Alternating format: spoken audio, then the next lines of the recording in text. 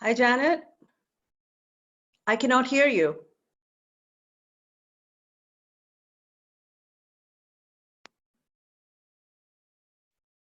Are you muted?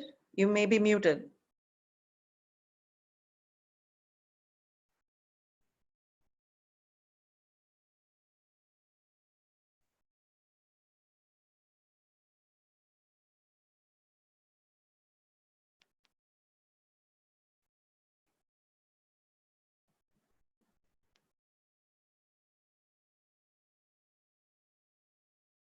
Yeah, I was muted. I'm just trying to do too many things at once. Hang on. Okay, all right. Well, so we are connected, and I think we are good to go. I'm going to share. So basically, I'm going to share the screen till you start talking. I'm going to hang on. Stop share. I'm just trying to get this sharing.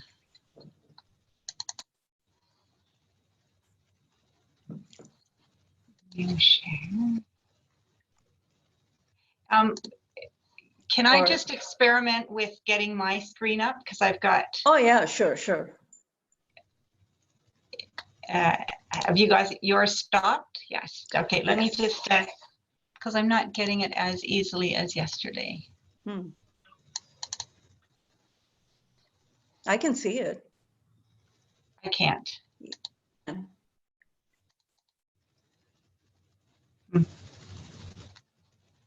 Yep, I'm looking at your screen.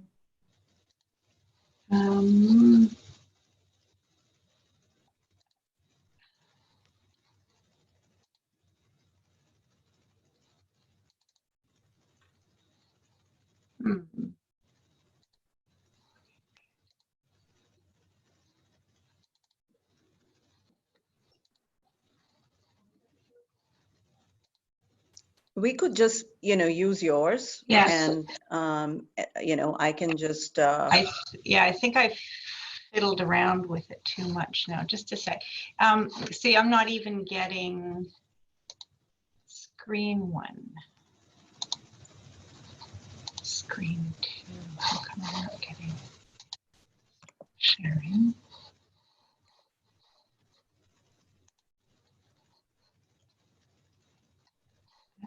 I want to share screen 2.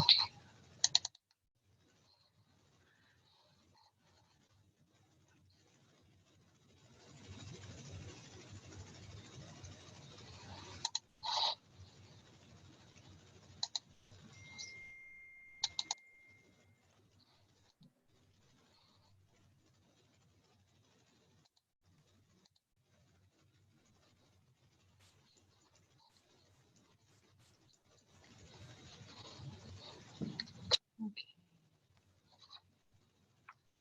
I stopped that.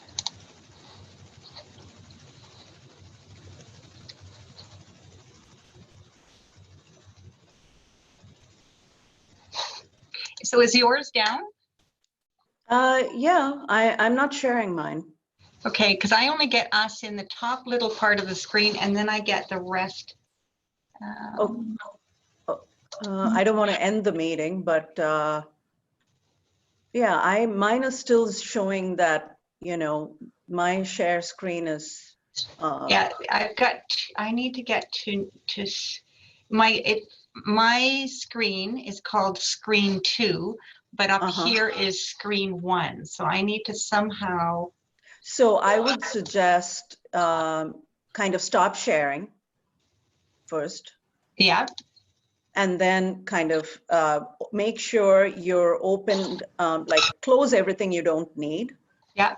And just leave what you need open, and then try sharing, and then see what you're able to share. See, same thing. I get. Oh, hang on. What if?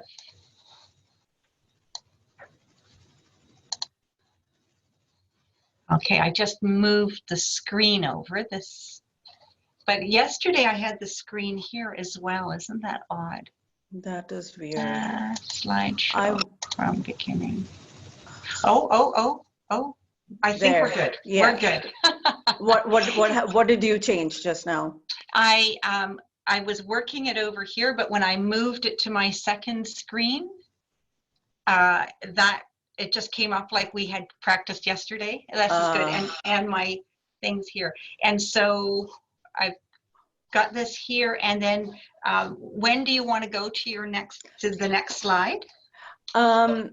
So, you know, you mean my next slide, the one that has the upcoming webinar?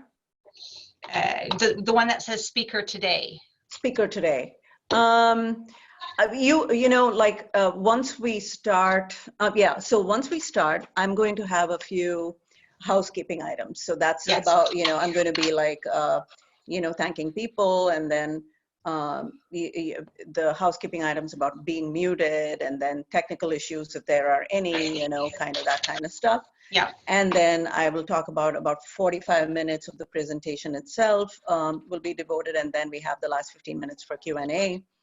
And then if you have questions, chat them, put them in the chat box. And then I'll just talk about the upcoming webinar, and I will also ask them to sign up for the newsletter and the, you know, join us on social media. And then I will say, I would like to now let's get started. And when I say let's get started, you know, when I'm done talking about the upcoming webinar, you can just go to the speaker today. Good. So I think we're good. So too. My biggest worry is timing, but I've got my watch there. And it's okay. We'll figure it out. The thing is, I will keep an eye on the time, and I think your PPT portion, how quickly you go over that, is probably going to set the tone for the remainder of the thing, right? And I've got like the second story really. I'm just going to talk about the one role because it brings natural supports in that intentional community kind of idea, and so I'll just see how quickly, because that's I guess if we think about how much time, the sustainability piece that I talk about is short, and then is the question about what are the takeaway for parents, where I go into the kind of what can people take away, and what's been my experience of what people taken away. How much do we want for that? Like 10? I mean, it's up to you, because to me, the takeaways are really important, right? But I guess they are also getting the takeaways from your previous piece, obviously, right? And you know what, people always respond to the stories, right? They'll say, I refer to, but boy, I remember that story, right? Yes. So I'm trying to think if if by 1:05 I'm finished the stories. 1:05. 1:05 would be too early. Remember? You mean 1:35? Oh, 1:35. Yes. We start at 1. Yes, so we start at 1. 1:05 would be. Okay, that's great. And then that leaves about 10 minutes for 10 to 15 for that other piece, and then questions, right? Yes. So by 1:35, we should be done with the PPT, the sustainability, and what does it look like, basically, you know, what does it look like before the sustainability. And then at 1:35, we should get to the if for whatever reason. Okay. Yeah, I think we're good. Yeah. And, you know, I'll, you know, whatever, I think people might just understand that there's a lot of detail. Yes. So we've got someone already. Yes. Okay. So yeah, hold on. I'll just stop my video, and I can just send you, I can chat you real quick.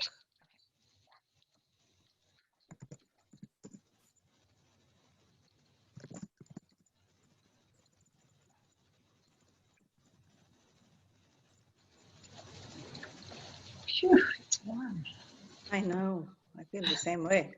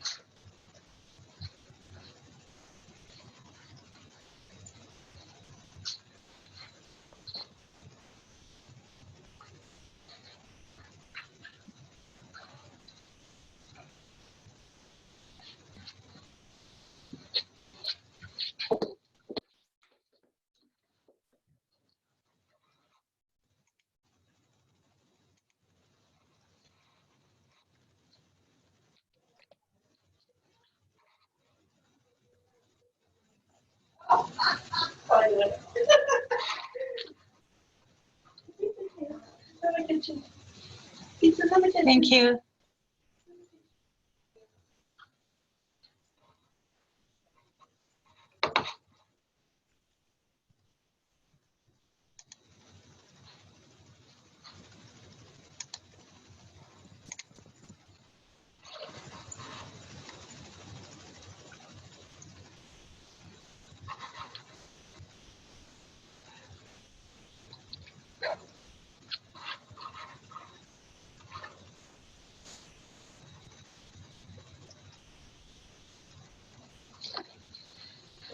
Radhika, I'm not sure how the chat works when everything is up like this.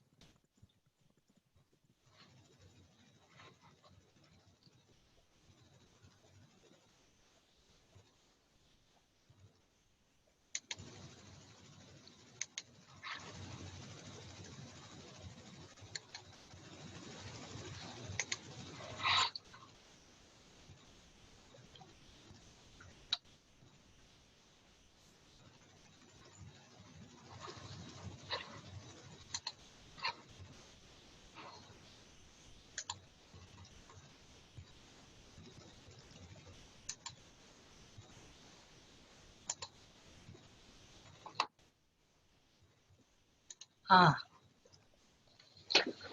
Janet, so I will Yes. see you at 12:55. Okay, I finally figured out my chat, so this is good.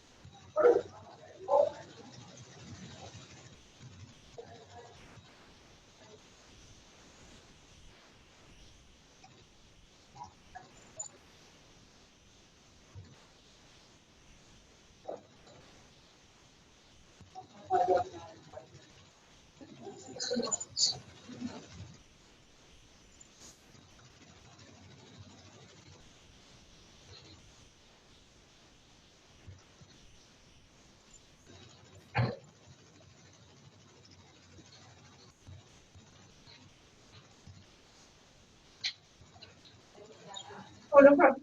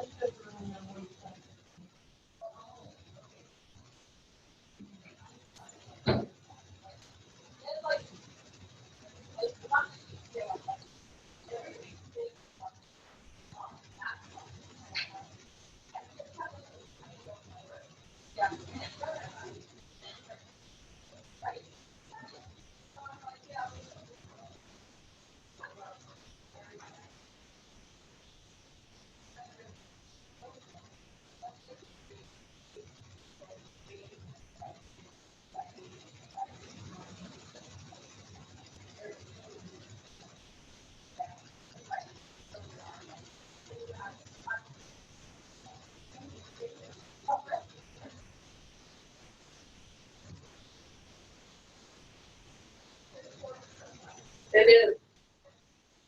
A little cloudy, but it's not bad.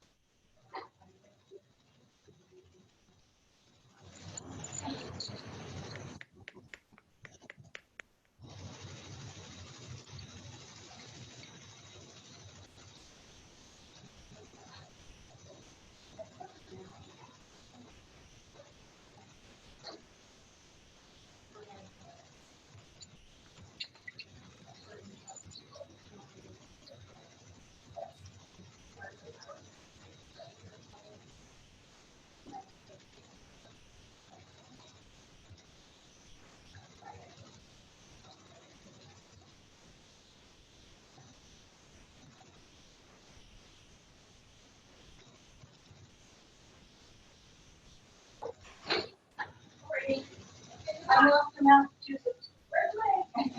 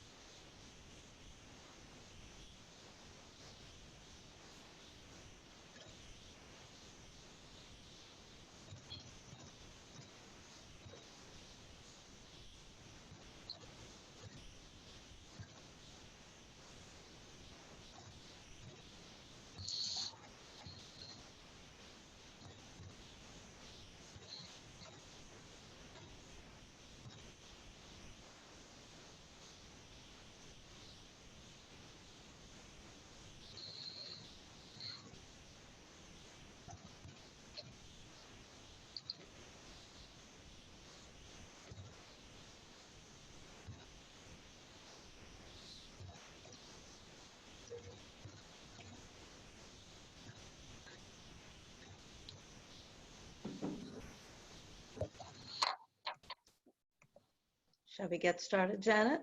Sure. Great.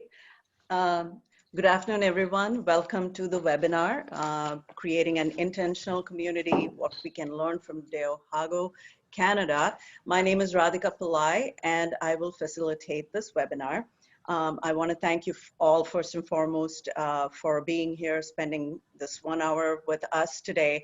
I know it's a crazy time for everyone, so we really appreciate you making time for us. And I hope everybody, you and your loved ones, are all staying safe and healthy. So before we get started, my usual customary housekeeping items, just to make sure we have a smooth experience here today. You will notice that you were muted upon entering. And if you were not, I request you kindly to mute yourselves. This is so that we can minimize disruptions. You will find the mute button on your, I believe it's at the bottom of your Zoom window. I sincerely hope we don't have any technical disruptions today, just given the fact that, you know, the rest of the world is all probably using Zoom at this point. So I have asked Janet to just proceed if I get disconnected for whatever reason, and I hope that won't happen. And if you're having connectivity issues, I think what I would recommend is to kind of log off and log back into Zoom, maybe call in using the number provided on the registration when you got the confirmation.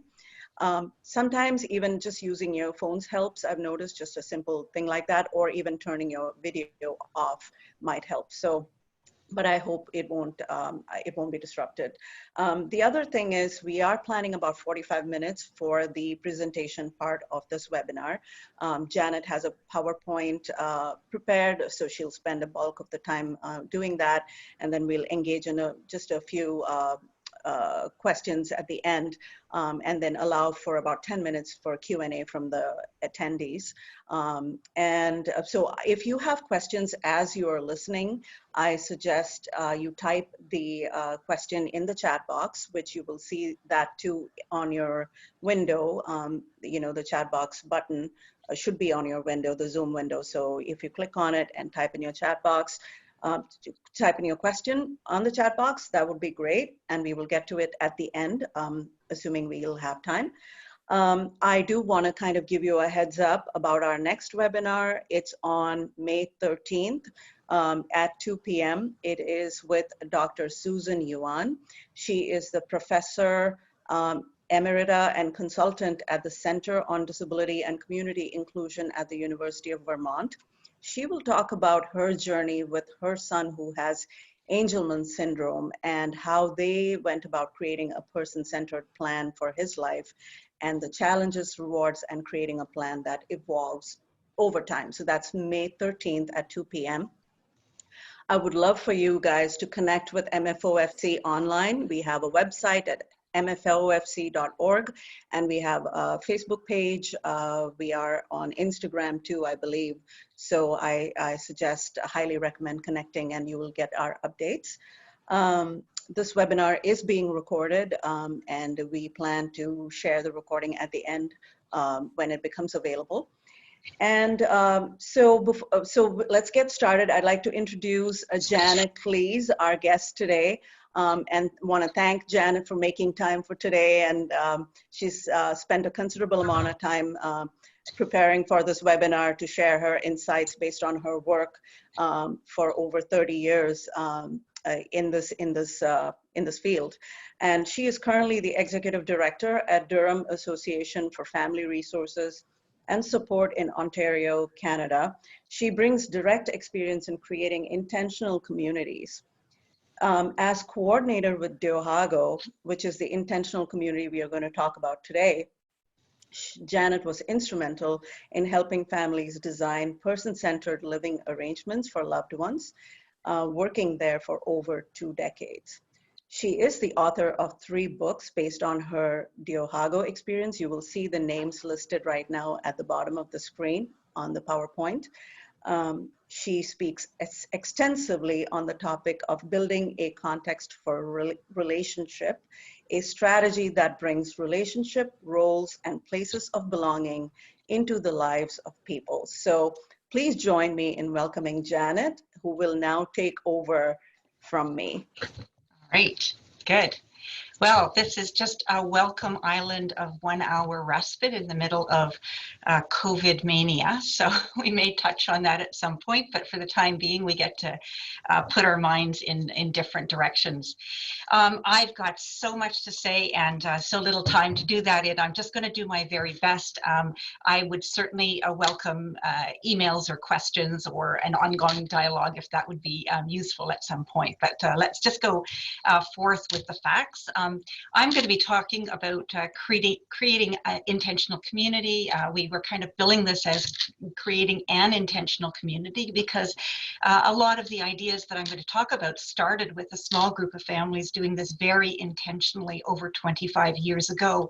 But it's an evolving story, and since then, many other families have found ways in different ways, but with the same kind of ideas to create intentional community that is meaningful, not only for their family members with disability, but for other people in the community, just because when we all belong, a community is just a better place to be. So this is really a story within a story, but I am really going to start with the original story. I traveled with this group of families for about 21 years. This is them some years back. So just let me tell you, this was a group of families, very ordinary families in typical wonderful ways, who came together. They all had a family member with a developmental disability, and all were really interested in how that son or daughter would have a good life going into the future. And they were particularly focused on where home would be and how people would live their lives well. In a nutshell, they said that they talked to their sons and daughters at length about what was important. And although Many of their sons and daughters don't use words to speak. They managed to communicate that they looked around at what their brothers and sisters were doing, and they were off to travel, and they had boyfriends, and they were getting their first apartments, and they were getting their first jobs and volunteering. And in so many ways, these parents told me that their sons and daughters with disabilities were saying, well, you know, some of what he's got over there looks pretty darn good to me. And that's kind of been their mantra over the years. How do we bring about a life that's more like brothers and sisters than anything else? And that's kind of been the benchmark that they've looked through from the beginning. As I said, this group of families decided that focusing on home first was going to be really important. They wanted people to move in to a place of their own while the parents still had some energy to kind of figure out how that might work. And so they started to look. 25 years ago, there was a huge housing crisis in the Ontario area, and there is one now again. So I don't know when there hasn't been actually. But in the middle of crisis, there's also always some people moving, some degree of opportunity. And so they began to look around and see what that tiny, tiny opportunity might be. In Canada, there's something called the cooperative housing model, and it's where a group of families or an organization of some kind builds a building of some kind, a shared building. People come together from among the people who live there. They elect a board of directors who then manage the affairs collectively of the cooperative. There was lots in that model that attracted the families. They could imagine where their sons and daughters in that kind of community. They could really massage those ideas and provide for their sons and daughters to actually be contributors in this kind of neighborhood rather than just receivers of other people efforts. And so they went forth and tried to kind of get some funding, and it was miraculous, but they did get federal provincial funding to build a 105 unit housing cooperative, which is just in a city called Pickering on the edge of Toronto, so just to the east of Toronto. So a very, very almost urban area, certainly suburban. And from the get-go, what they wanted was a place of ordinary community where just typical people in the larger community would come to call home. And so 105 units, 1, 2, and 3 bedrooms. There's about 225 people at any one time living in the housing cooperative. And they are from all walks of life. This is a very culturally diverse area. So there's people from many different ethno-cultural backgrounds, different education levels, different income levels. Some apartments are rent geared to income, and some of them are market value. You know, there's different families, single people, elderly people, so variety of every kind. One of the things the families paid a lot of attention to right from the beginning was to make sure that the ratio of people with a disability who would come to live in the community would not exceed the natural range. So we kind of did our research and thought that in any neighborhood population, about 13% of the people would have a disability of some kind. The 7 people who were thinking of the founding families represented obviously a much smaller portion than even that, and allowed for some other people with physical disabilities who might be on wait lists to also live in the building. So over the years, it's really important to understand that after the building was built, the families figured out the funding, they figured out the first families who would, and individuals who would move into the building. But after that, the building gets turned over, the management gets turned over to the members of the co-op who elect their own board. And so the families have no official say of the running of the co-op after the first year.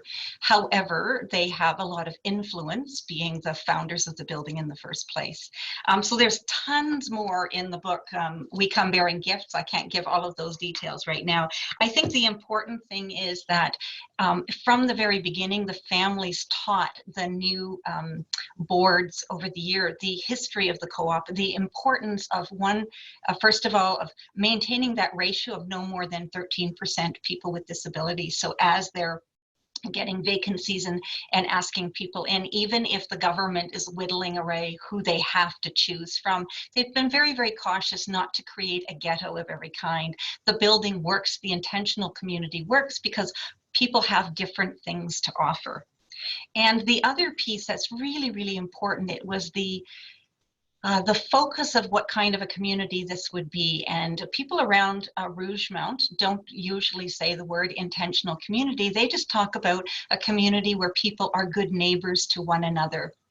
And that kind of thinking is soaked into everything. And it's not just the people, the neighbors being good neighbors to the folks with disabilities, right? It's not just a one way, it's very, very mutual. And we have worked hard over the years of thinking every one of those 7 people that belongs to the founding group, how would they be able to contribute to their neighbors? Do they like to bake? Can they make muffins?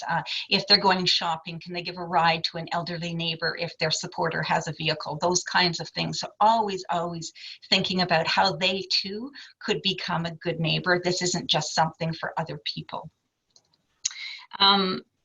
And so that's basically the co-op, and people lived right from the beginning. They chose their own apartments. We made very great care that people weren't going to congregate the apartments in any part of the building. So people are scattered around the building on all floors. That was done very intentionally. And that people have their own lives and they're separate from one another. They're not grouped together for any reason for support, and I'll talk about that in a moment. That was very, very key. And what we were interested in right from the get-go is we wanted people in the neighborhood at Rougemount to see people as individuals and not as those folks with disabilities, right? And if we were going to group people together for meals or for community outings or for shopping trips, people would see those folks as those folks. And instead, we worked really, really hard and quite successfully at people being seen as Tiffany, Rob, Brenda, and some of the things that they offered to their community. And so, as the building was being built, at the same time, a group was put together to look after that whole idea of support and what that would look like. And so this is actually the family group called Deohaeko Support Network. And at the beginning, this was 7 people who required support were going to move into the building. And around each of those people were their family members and friends and chosen allies, a circle of people. So there wasn't one circle around 7 people. There were 7 circles around 7 individuals. And that's really, really key. We talk about the families, the parents coming together to be supportive of one another, but the 7 individuals would be looking to lead their lives in 7 separate directions with their own sets of neighbors who were friends, their own sets of friends from outside the building, etc. Right?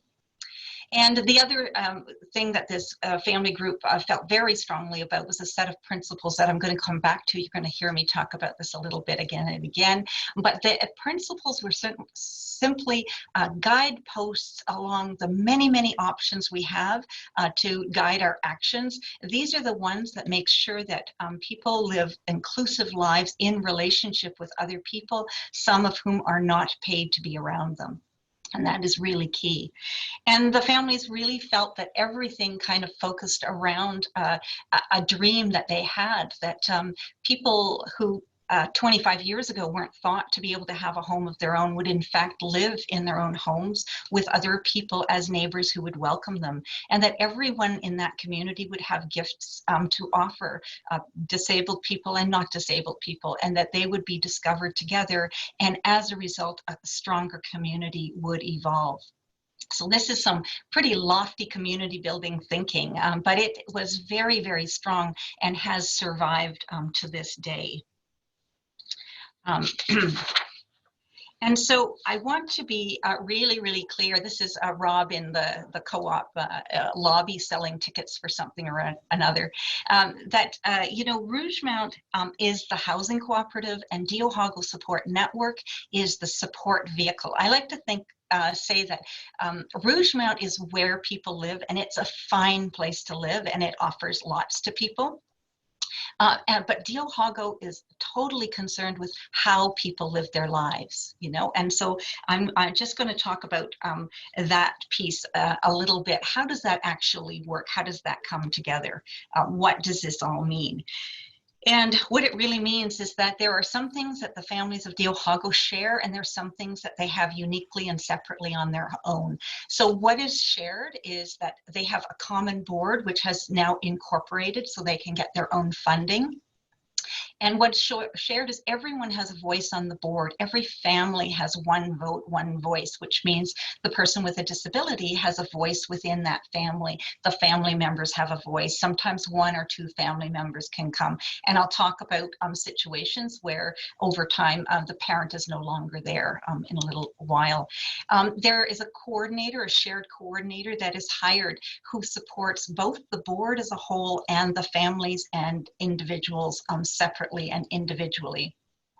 And what's also shared is these values and principles that show among the many directions, this is the direction we're going to go in, because we think this has the greatest chance of bringing us this inclusive life focused on relationship.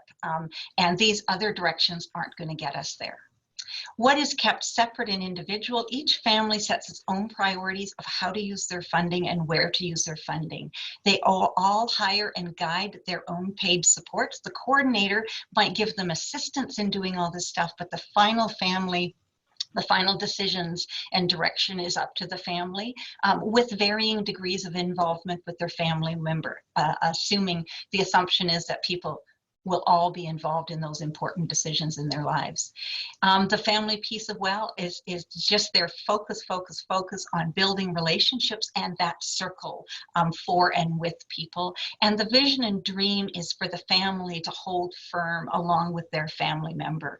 That doesn't belong to Deohaeko. It's in line with the principles, but that remains the family responsibility.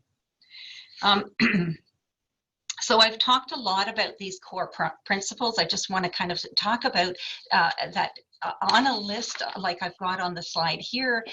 These sounds like some motherhood statements, but in actual fact, they mean some very particular things. So every person is unique and different. And what that means is that we think with paid support, some people will always get one-to-one support. So even in the beginning, our funds were very, very low. I like to think that's when the family, their age and their energy was highest. So people did some incredible things to make sure people could move into their apartment homes with the support they needed, but family would stay over. People would come home on weekends. There was a slow move into their apartment, but we never ever grouped people together for support. We just felt that people were unique and different, wanted different things in their lives.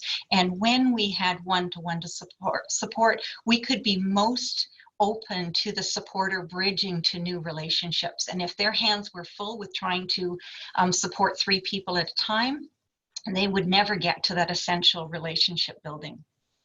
At the same time, because in the beginning especially, we were so stretched with the one-to-one support, with the paid supports and lots of gaps for the rest, the importance of a natural and some unpaid relationship and building that was front and center in our minds. So it turned out to be a really good strategy.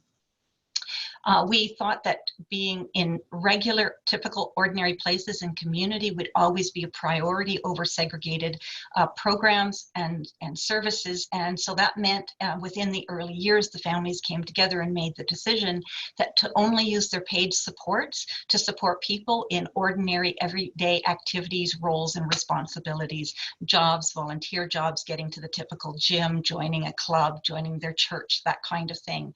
And that where people wanted to continue to go to Special Olympics or special dances, of course, we would tell people what to do with their time, but families would figure out ways to do that for themselves. And it was very interesting to note that over the years, people just dropped off those segregated things because the other things were just so much more interesting in their lives when they were well chosen and well supported. A huge focus on relationship at all times. If you haven't heard that by now, I think that's kind of out there. really, some things they made some really wise decisions. A supporter didn't support work with more than one family at a time, because that would lead to some tension within the group. And then another outcome of some of these principles was we decided not to pay neighbors for support. So families decided not to hire anyone from within that that neighborhood, within that building. Because how could you expect people come forth in ordinary, natural ways when, you know, the person down the hall was getting paid to do some of that support? So we thought that would be a killer for natural relationships, and no regrets there at all. So this, for people who kind of like the model kind of thing, hopefully I've said something like, this is what it looks like. There's a shared coordinator, 7 families. Every family has their own circle. The person is at the center of that circle, and the supports are arranged according to each family. Each family has their own energy. They might have some additional assets, not necessarily money, but opportunities, and they have their own funding. And the coordinator, sometimes one person, sometimes it's been a bit more, does some coordination, might help with recruitment, making sure that bookkeeping happens well for each family, and is particularly focused on job development, because these were all people in their 20s and 30s when they moved into the building. And so that's kind of the model.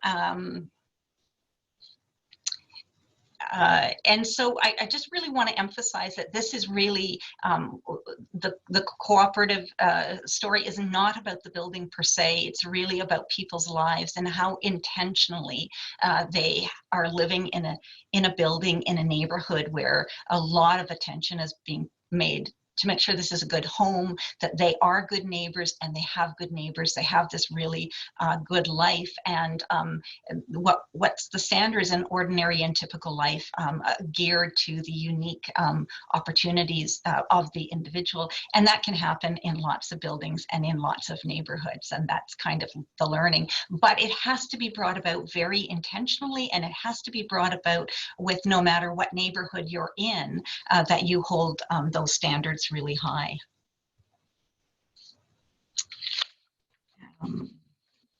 So you must be wondering, like, that's all very nice. That sounds very nice, apple pie, good stuff. What does that really look like for people? What do people's lives really look like? And so I'm going to tell you a couple of stories, because that's the best way I know how to do that. And so I think in many ways, you know, the bricks and mortar, the families will say that was the easy part, although it took a lot of their energy. And the work of building and sustaining good community, that intentional community, is an everyday process that can never be let go. You have to be vigilant, or pass that vigilance off to other people without letting it go. But it's the lives of the stories that tell, the lives of the people themselves that tell the story. So I'm going to whip through a couple of great stories. This is Tiffany, and Tiffany, I can tell you by a number of photos, loves lots of stuff happening in her life. This is her annual Christmas party. She hates trimming her Christmas tree, but she loves having people over. So the deal is she puts on a tea, we all come and trim her tree, and a great time is had by all. This is her and some friends or circle members out at a restaurant for her birthday, at a friend's house. She loves drumming, and so this is her kind of being involved in some drumming. One of the things, though, we really talk about what they're drawn to, what they're interested in. And so for Tiffany, over the last 20 years or so, there's been a sustaining interest in art. And it took us a while to recognize that. And we worked with a real artist to work with her and help her kind of expression. But what we figured out over time, if she's an artist, there might be all kinds, hundreds of things that she could do over her lifetime as an artist. And I'm just going to whip through the kinds of things that she's touched on over the years. So here she is. She automatically joined an art guild, and this is her at her the annual meeting, and she would have a painting somewhere at this event. She puts her art into at least 4 different art shows every year. We try to make sure one of them is a juried art show, so She's being accepted by the merits of her art. She's joined a painting group at a local gallery, and they get together once a week and kind of spend the day, including lunch, painting together. She is, through her art guild, she joined the art organizing committee because that meets more often than the once a year annual meeting. And at one of those events, they asked people to donate their time and art to a series of 4 evenings. And in the local paper, they're kind of pointing out that this is coming up and thanking people. And we love this article because there's no mention that there's a special artist in this group with special time and skills or whatever. She's just one of the local artists donating her time. Her mom says she worked a lifetime for this. She takes part in art festivals that are around, and here she is in an outdoor art festival. She has produced a series of cards, excuse me, which apparently lots of artists do. She has her own art card. The third of my books, called Deohaeko Decade, is my poetry and her art, and it's really, really quite lovely. I'm thrilled that she decided to take that on. She goes to see other people, now friends who are art friends. She sees their stuff. She sells her art at this art and plant shop in a couple of other places around town. She goes off to other people's art shows. So this is a really swank affair that I didn't get an invitation to, but she did. This is a local councillor, city councillor, who has since moved on to, she's a member of the federal government at this point. So, you know, early connections that she's kept up over time have led her to great and influential places. She volunteers at a really well-known art gallery here, along with this young curator who they've done a couple of things socially as just as well as just volunteering together. And this is Tiffany herself a few years back at an international conference where she was present. She doesn't speak in words, but her art was there to speak for her, and she was part of the presentation. So it's just not me talking about her, which I do with her full permission and blessing, but other people as well. So that's Tiffany. Rob, I've got tons of really detailed stories to tell. I'm going to have to leave you holding for that one. I do want to say that, you know, Rob is someone we helped to connect and become a part of his local symphony orchestra, because he loves the music and he has become a regular fan and helps out in a number of other ways. He has a very significant role that took a while to develop at a local daycare, and he has become their diversity consultant, because after much thinking about what is the contribution he has to offer, and this was discussed with people in his neighborhood, in his co-op, thinking about who is he and what does he have to bring. People noted that children react to him in really, really interesting ways, and so we say that his contribution is he has the capacity, the ability to help young children have a positive experience with difference and diversity with his mere presence, and that's been a powerful kind of thing. It's through his work at the daycare that he actually started this wonderful little project. We thought he would bring photographs into the daycare to show kids, and he'd be in some of the photographs.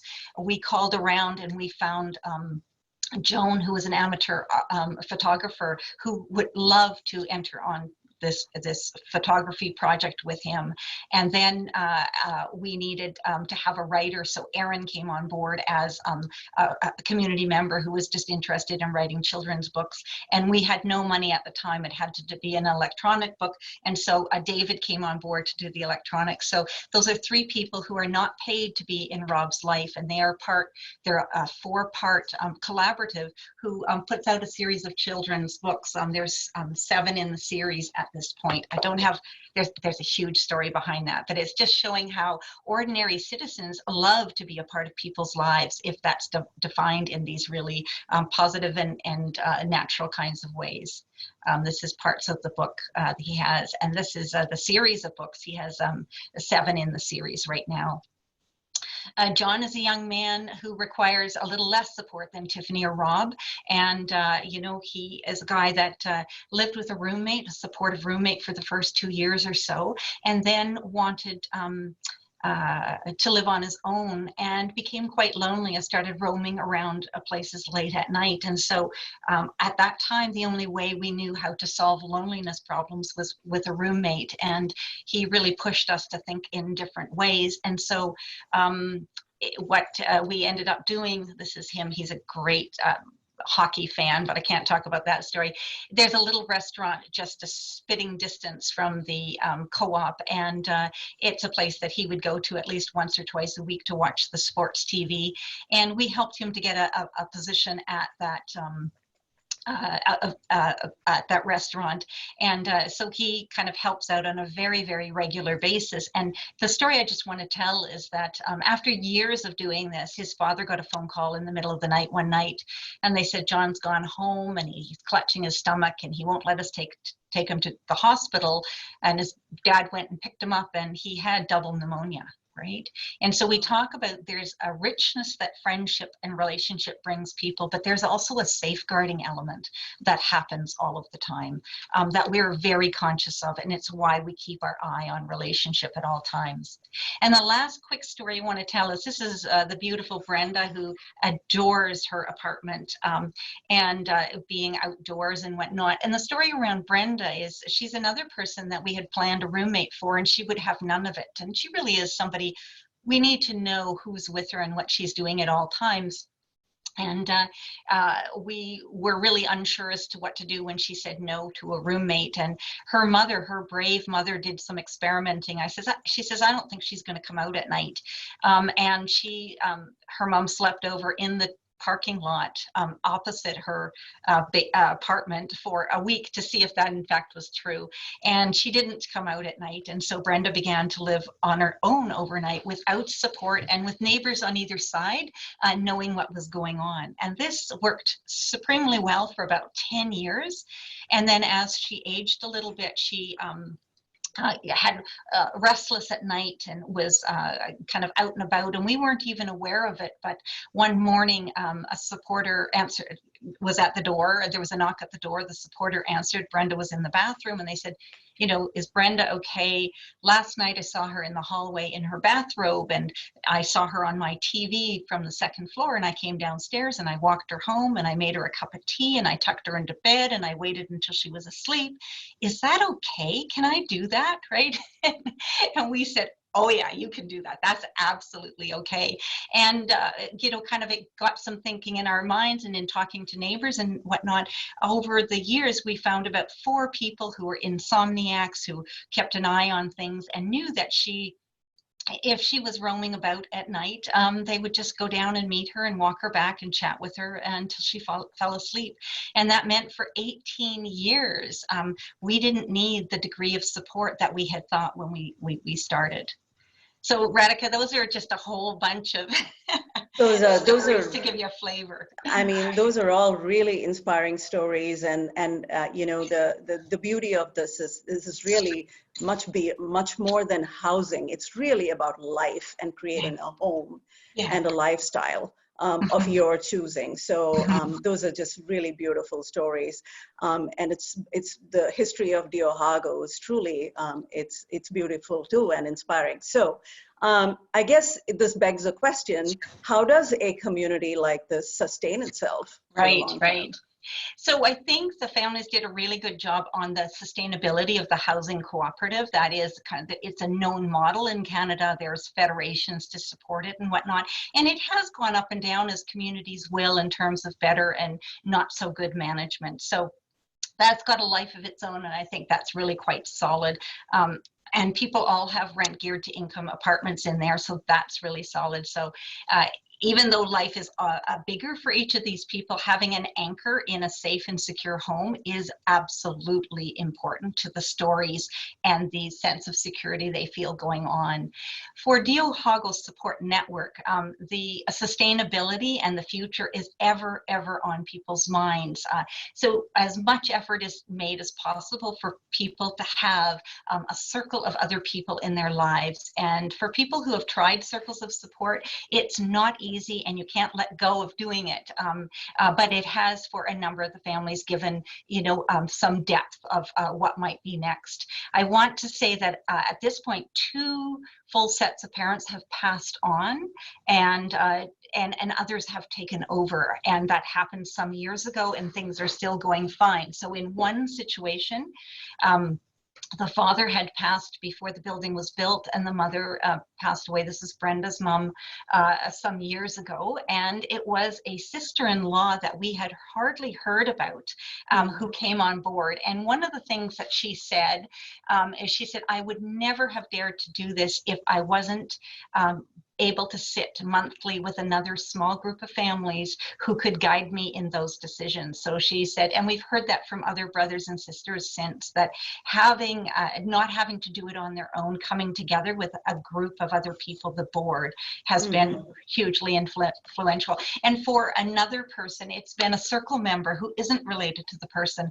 that has stepped up for years and years and years. And we're just now in the transition, after she was in place for about 12 years, to another circle member taking that on. And then the last bit of sustainability is the 7 families about 5 years ago decided, and they always felt they had room for about a total of 10 families in their group. They decided to expand. The government was interested in funding a few more families as well. So they got a little enhancement in their funding, and they we're going to take on 3, and they ended up taking on 4 new families. And they weren't allowed to ask for parents of a certain age, but they asked for supported people of a certain age, hoping to get, and they did get younger at this point, you know, family members in their late 40s and 50s. And by this time, all of these families are into their 70s and early 80s. So the new families that they brought in, it was not really for financial support, right? No. It No, was yeah. And it's not even that the families end up supporting each other's kids in that way. That isn't the cooperative piece of things, but they do help each other figure things out very, very clearly. And they do it along those principled lines. So figuring things out isn't giving you my support or putting our 2 kids together. Those aren't the figuring out. The figuring out is, how do we get over the hurdles with the principles that we have in mind, because we know they make a difference in people's lives. Sounds like a lot of built-in moral support, kind of like a support system that you would normally look to in you know. Yeah, and I think the principles gave us ways of doing things. So in other places, I have a little workshop called Building a Context for Relationship. You talked about that. And what happened was, in their early years, we learned how to create situations in which people would gain roles, which is purpose and identity in their life, and places of belonging outside of their home, and relationship in their lives. And it's this little strategy. And once you know, if something disappears, you can rebuild it again pretty quickly. That's hugely powerful. And Janet, I remember in our earlier conversations, you wanting to make this point that it's not really about the building, the one site, right? Yeah. It's possible to do this even if you're not in that one building, right? Yeah. You want to just say? Yeah, and I think that is one of the great lessons of Deohaeko. So within Durham Region, I'm now the executive director of an organization that supports about 200 families in individualized kinds of ways.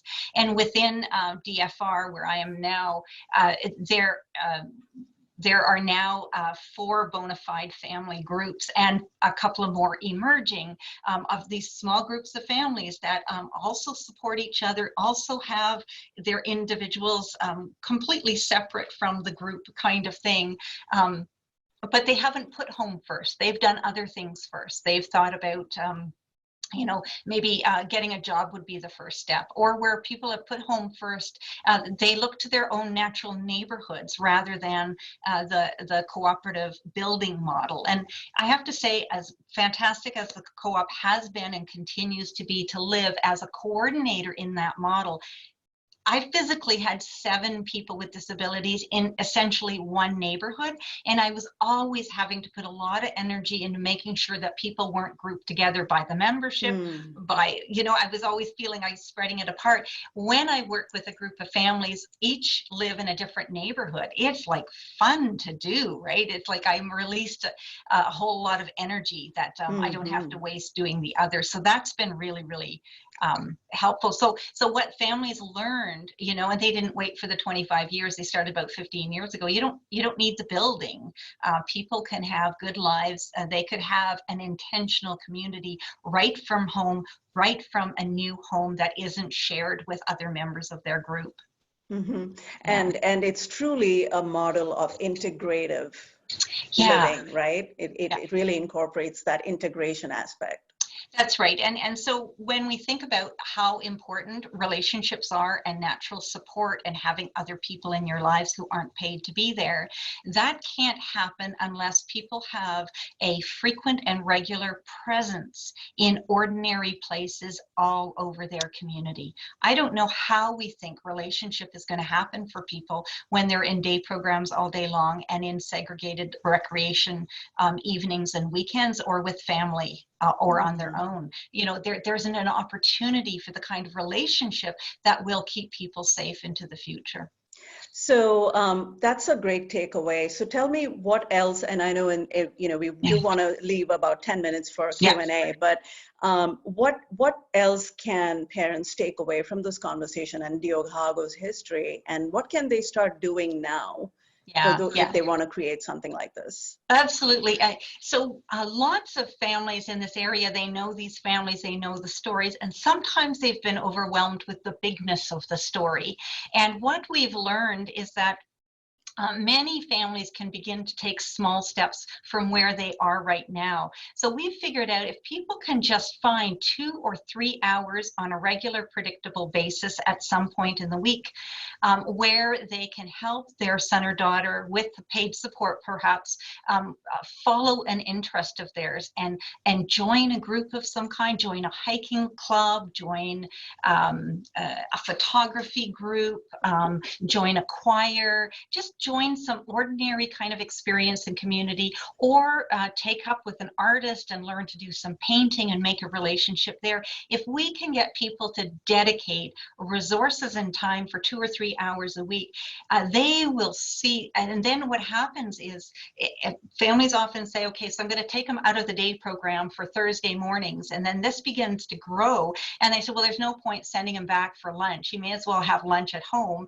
And why wouldn't he learn then to make his own lunch on that day at home? And then there's only 2 hours left of day program, so I'm going to let the neighbor come in, or I'm going to stretch my dollars in this way. And then suddenly they say, oh, he doesn't need Thursdays at the day program.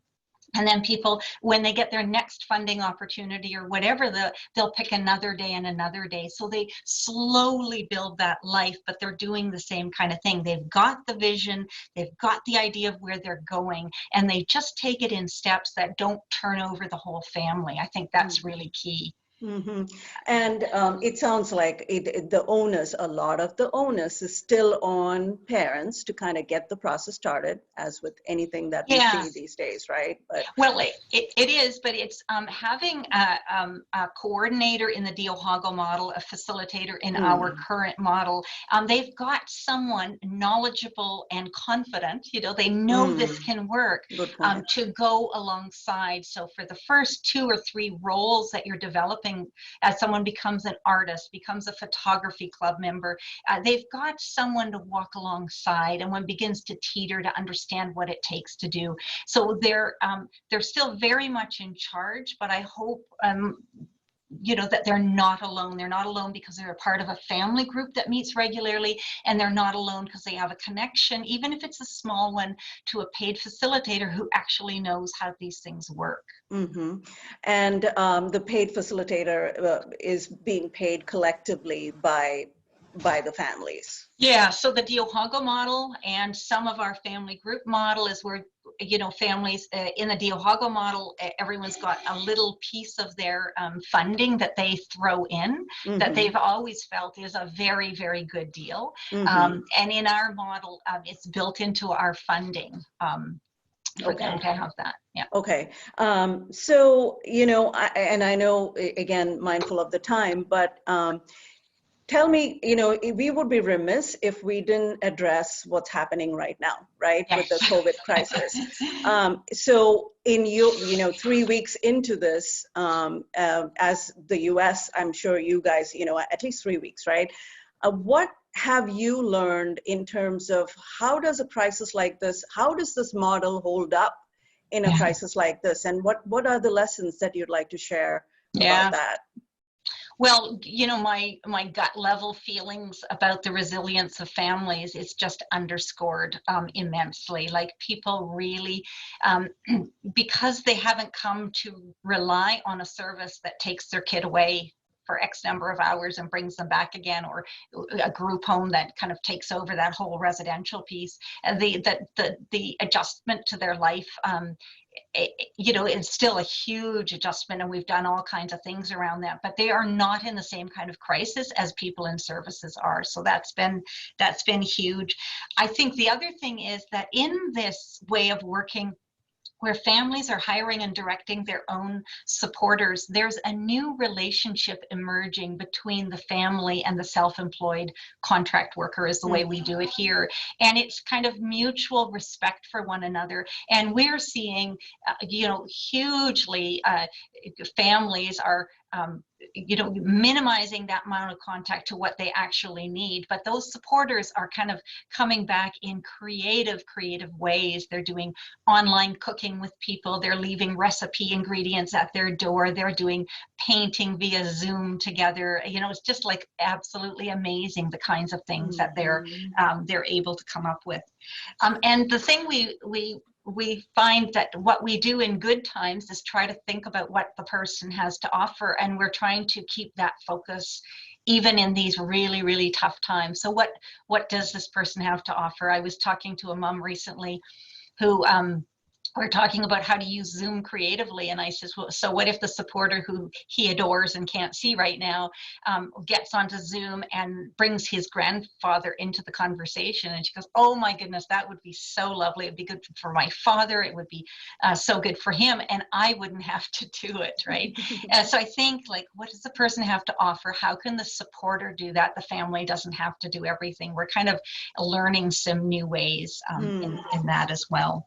And you're seeing that the relationships that have been developed through this model are kind of sturdy, robust relationships. So yeah, the unpaid relationships. Another mom was telling me that there's a guy across the street, one of the neighbors, who plays guitar, and he Skypes every single day with her son, and he plays guitar and sings for half an hour. And she says, you know, that just little brightness in his day makes all the difference. And this is a mom who's paid great attention to the relationships in the neighborhood, starting with simply a daily walk in her neighborhood with her son, and getting him well known and chatting with people. So that investment that started 3 years ago is paying off a manyfold. Amazing. Yeah. Just really nice. It feels good to hear about that. Yeah. So we are we have about 11 minutes left, and is there anything you'd like to share before, anything that you may want to kind of touch on, make sure, did we leave anything off, anything left before we get to Q&A? Like, I've got lots more I can tell. One of the things I just wanted to say is we've really helped people kind of focus on, again, this is apart from the building, about the home, helping people to see if their sons and daughters are living at home as adults, how can they contribute to the family, the life of the family, as any adult in that family would. And so we've done beautiful brainstorms with families around, who can your son be in this family? Could he be the family grocery shopper? Could he be the one who does the Costco run? Could he be the one who takes the dog to the groomer, fills up the car and gets it washed every week? You know, there's beautiful things. And one mom was telling me that they decided their son, who loves to push a grocery cart, would do that instead of with his father every Saturday. A paid supporter would take that on, and he would become the family grocery shopper. She talks about how thrilled her husband was, first of all. And then she talks about the fact that the next time they had a gathering and a grandmother had broken her hip and they were talking about convalescence for her, one of the uncles turned to her son and said, you know, Brent, can't you do the family, the grandma's grocery shopping? Because you do the family shopping. And the mom said she had tears in her eyes because it's the first time in Brent's 26 years that a family member acknowledged that he had anything to contribute. Right? And so he's now part of the family conversations. And if people want something done, he is one of the people they might ask. Awesome. Yeah. Okay, so we have a couple of questions. Please clarify, where is the intentional community when each family's member is in a different building? Is intentional community with the community and the family group is for support? Can you point to your favorite resources for person-centered planning and the circle concept? Wow, wow. Okay, for me, the intentional community is the physical neighborhood where the person lives, or, you know, for Tiffany, part of her intentional community is all of her art connections. So it doesn't have to be physical, but it's easier for people to start there. So the intentional community, or the intention, the focus you put on the relationships in the space that people live in with the neighbors, as I said, walking regularly through one's community, stopping to talk to people to get to know them, is the most powerful way, easiest way of building that kind of community. So that's the community I'm really, really talking about. And then what happens when the parents come together and talk about what's going on, one good idea is taken up by another family and another family in their own unique ways, but they really spur each other on.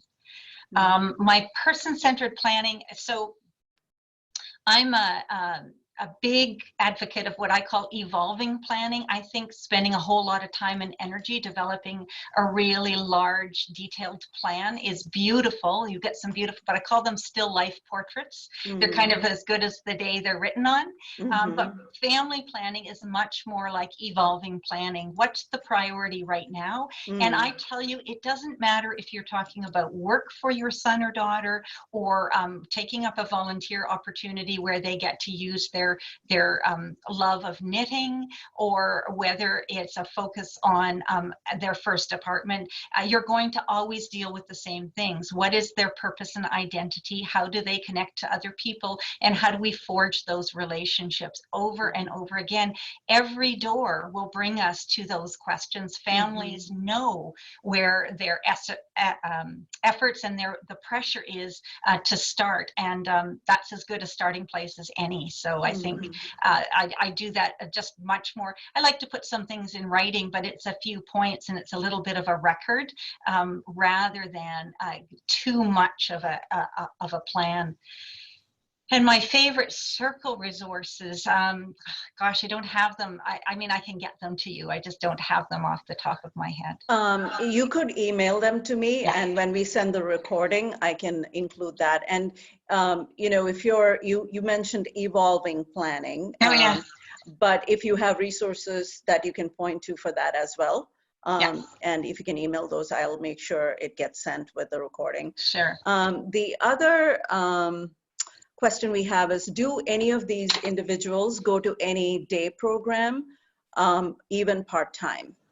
So the families of Deohaeko, that just dropped off within the first 3 or 4 years, because we focused the paid support that we had on the daytimes and evenings during the week, and families kind of, when the funds were low, took over the weekend. So that, and it just wasn't, it just paled in comparison to what we could figure out one-on-one.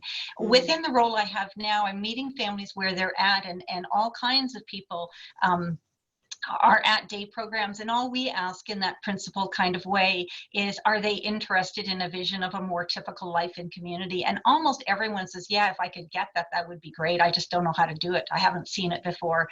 And so we have a 6-part family series that gets them to run through what that could look like, and developing a little bit of a plan around that. So yes, people are part-time, and you know, it's not that I'm not advocating taking that away away from people. We don't take away, we let things, people will drop, they will tell us they're no longer interested when they've got something better to focus on. So the onus is on us, the collective us. And the other, so the clarification on the evolving plan is they're saying a template for the evolving plan. Yeah, I've got one I'll send you. I just call it a simple plan. Okay, that's and I fine. try to be as light on paper as possible because I don't think that's the family way. And I don't think you need a little bit of paper to direct the people you're all directing, but not so much that we're kind of mired in it. We know mostly what we need to be working on, and there's only so many typical ways to do that. I think Michael Kendrick, his favorite saying that I love is, he says, "Don't do anything weird when something ordinary will do." So love that. So we have a few. This sounds similar to our DDS self-direction. That's a comment. And yeah, so we have a couple of questions that we received over email before. Did you want to kind of, I think we have a couple more minutes if you want to kind of address one or two of those. All right. One was, what age of a child should families form together before planning? I'd say now. It doesn't matter what age your child is now. And you don't necessarily at all have to find people of exactly the same age, or certainly not the same disability. You just want, really you want parents that, are they excited by this idea of a typical ordinary life in community, right? Do they want to work toward that as a group? And then there's, other people like our set of principles, which is more detailed in other places than I gave here, but they're not unique to us. These are tried and true pathways that lead to a life of inclusion rather than a life of separation, right? And so that's what you want. Can people climb on board behind this, even when sometimes it's kind of difficult in the beginning for the families of Deohaeko? It was a challenge to think about, boy, I could have a lot more time off if we just group people together in 3s and 4s for a chunk of the day and let ourselves off the hook. But many good things happen because we didn't do that. Right. And then is there someone who can be hired as a consultant to help with this process? Which we talked, the coordinator is a consultant. Yeah. And I think that there's lots of people working with person-centered planning and working with circles. And I think it's the little piece that's extra is the power of collecting 7 or 8 families together just for a local discussion, not to gather your kids together, not to share supporters, but just, to kind of say, I'm doing it this way. This is what we're working on to support each other. I think that's a kind of a missing piece in all of the individualization out there. And then making sure the families are all kind of on the same page in terms of their core values and principles. Right? So some facilitation skills are really good. Can we visit Deohaeko? You can visit the Rougemont Cooperative and talk to some of the people involved. Do you want to organize a visit? We can work that out. Well, that's a question we got via email. And then, so we have, so we are exactly at 1 o'clock. And I just want to kind of, if nobody has any more questions, we can wrap this up. And I really appreciate your time, Janet. This has just been a wonderful conversation, and to me, a thought-provoking one, and just a lot of great ideas. And it almost sounds very intuitive. What the families have done and accomplished. And I do realize through my work and research in this area that there's a lot more opportunity for this kind of work to happen in Massachusetts, because we are just starting the trying to spark that idea. So hopefully this webinar helps. And yeah. Can I just say that it's intuitive, and what we've tried to do both through kind of coming up with a strategy to build these good pieces of people's lives, and also for the families coming together and naming those principles. We've taken the intuition and made it knowable.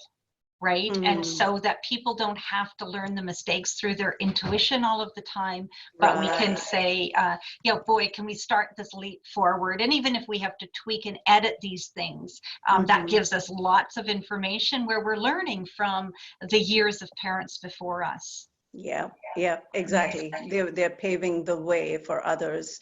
So thank you so much, Janet. And I really appreciate you making time again for sharing your insights based on this work. It's truly interesting work. And I would love for the attendees to we would love to hear from you, your feedback on this webinar. I've indicated the feedback link on the chat box. So if you don't mind sharing us your thoughts on, how valuable this was for you, and hopefully you've learned something new.